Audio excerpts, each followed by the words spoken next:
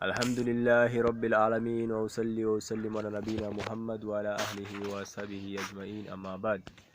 Aywa, Tawasul by Sheikh Abdurrahman Nasiruddin Al-Albani rahimahullah, that hadith from Abu Umama, who said Allah's Messenger sallallahu alaihi wasallam used to supplicate in the morning and the evening with this supplication: "O Allah, you have the most right of all who are mentioned, and the most right of all those who are worshipped.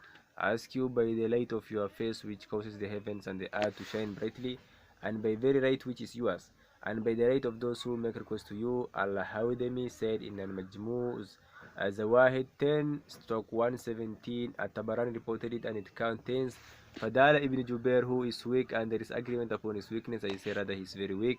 Ibn Hibban acquainted him, saying, a sheikh who claims that he heard from Abu Mama a report from from him things which are not from his ahadith. The law says it is not permissible to use him as a proof in any circumstance. He reports ahadith which have no basis at all. Ibn Adi said in Al-Kamil 25-13, all of his ahadith are things which are not preserved.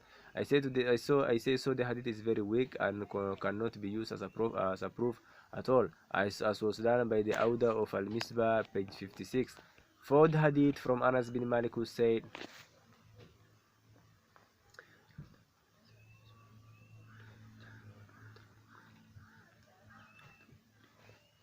for the hadith from Anas bin Malik, who said, when Fatima bint Asad ibn Hisham, the mother of Ali radiallahu anhuma, died, he called Usama bin Zayd, Abu Ayyub al-Ansari, Umar ibn al-Khattab, and a young black boy to dig the grave. Then when they had finished, Allah's Messenger sallallahu alaihi wasallam entered and lay her down there and said, it is Allah who gives life and gives death, and is the ever lying who never dies. Forgive my mother Fatima bint Asad, and grant her proof, and grant her spacious place by the right of your Prophet and the prophets who come before me, for indeed you are the most merciful of those who show mercy.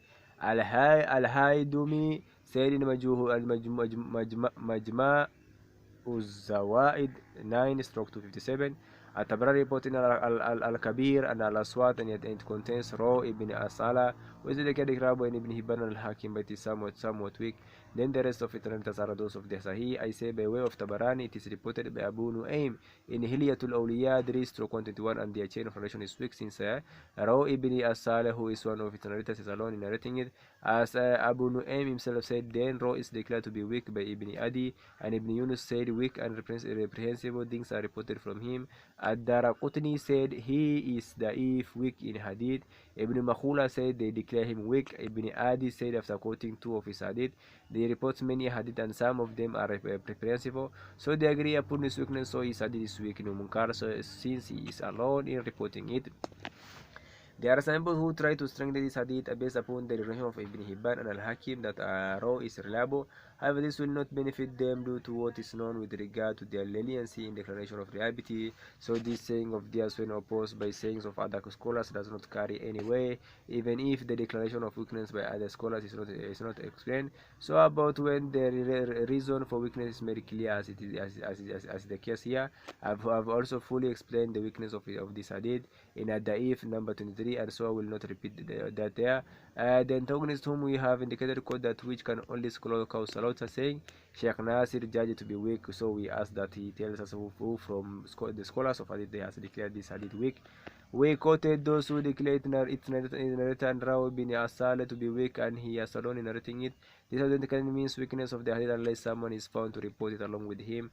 And Abu Nu'aym had denied that there is none and anyone supporting his narration unless another narration of it is found, and that is not the case. Then they say even if we accept that it is weak, then it is only slightly weak, which will not prevent action upon it. Since it is a case of acting on a hadith whose weakness is not severe in that which relate to mere encouragement and warnings, which is allowed by the scholars of hadith and fiqh, I say there is no encouragement in this hadith, nor does it explain some excellence for an action which is already established as being prescribed in the Sharia. Rather, it is speaking about something which may be permissible or may not be permissible. Therefore, it is being used to establish a Sharia ruling. If it were done, take furthermore, these people are quoting it as a proof for this form of Tawasul about which there is a disagreement. So when you accept its weakness, then it is not permissible to use it as a proof. I don't think any intelligent person will agree that it pertains to mere encouragement and warnings. Right? This is the way of those who flee away from submission to the truth. They say things which no intelligent person will say. Hadith From Umayyah bin Abdullah bin Khalid bin Usaid, who said Allah used to seek victory by means of the weak muhajirs. So the antagonists think that the hadith shows that the Prophet used to ask Allah, the Most High, to grant him victory to the weak and poor from the muhajirs, and this, as they claim, was the same as this form of a tawasul, about which there is a disagreement. So they reply on this is from two angles. One, the hadith is weak. It is reported by Tabarani in Al-Kabir 181/2 Muhammad bin Ishaq bin Rahuya. Later to us, my father narrated to me.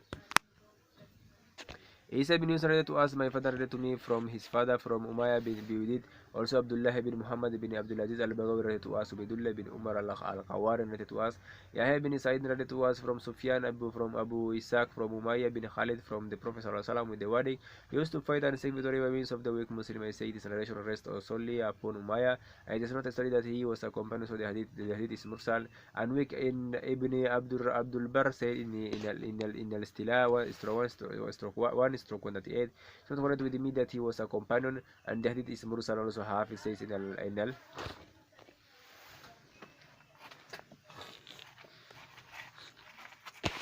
1/1 he was not a companion and did not hear anything from him sallallahu alaihi wasallam. To narrate, I say it also has another weakness, which is that Abu Ishaq deteriorated in later life, and also his being a mudallis and reporting by means of an ana.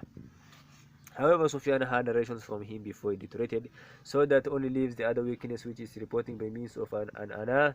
So it is necessary that the hadith is weak and cannot be used to establish proof. That is the first answer. So even if the hadith were authentic, then it will indicate nothing except what is indicated by the hadith of Umar and the hadith of the blind man, which is also by means of the supplication of the pious.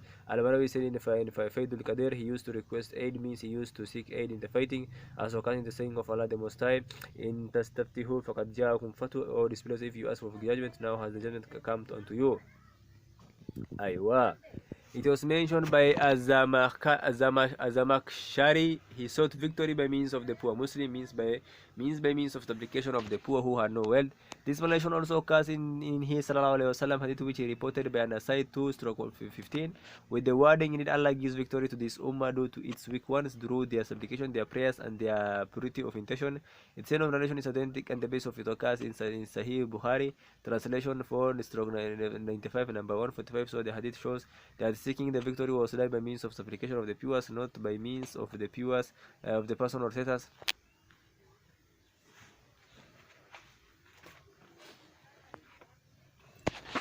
This is further confirmed by the fact that the hadith with the previous wording reported by Qais ibn Rabi was used to seek aid in the fighting and victory. So we know that his seeking victory by means of the pious was by means of the supplications, prayer, and purity of intention, and likewise with regard to his seeking aid in the fighting. So this hadith is, if authentic, is a further proof for the prescribed form of tawasul and a proof against the innovated type of tawasul. And all praise and thanks are for Allah. 6 hadith from Umar ibn Khattab from the Prophet sallallahu alaihi wasallam.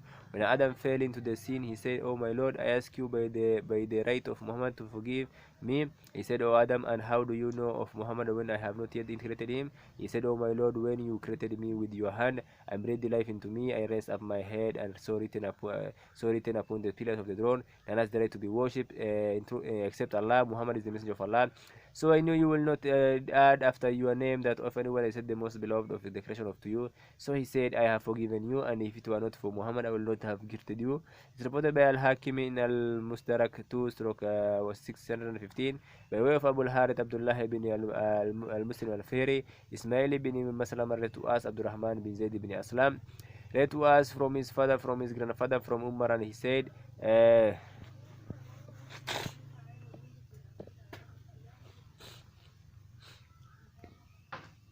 it was from his father, from his grandfather, from Umar, and he said, Sahih of Isnad, and it is the first hadith of Abdurrahman bin Zayd bin Aslam, which I have mentioned in this book. Al-Dahabi credited him, saying, "I say rather it is fabricated Mawdu, and Abdurrahman is very weak, Wahin. And as for Abdullah bin Aslam al-Firi, and then I do not know who he is. I say from the self-contradiction of Al-Hakim and in Al-Musdarak is that he reports another hadith of this same Abdurrahman restock the 32 and does not declare it identical, but rather said the two sheikhs do not accept Abdurrahman ibn Zayd as proof.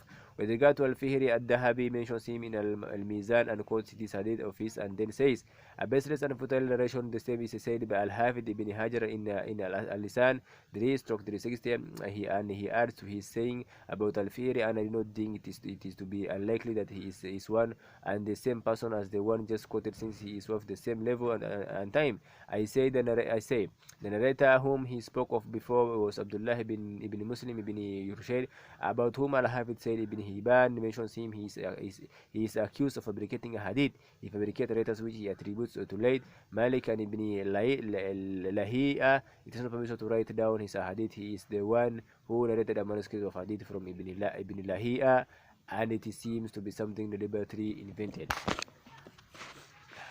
Allahumma musta'an wallahi.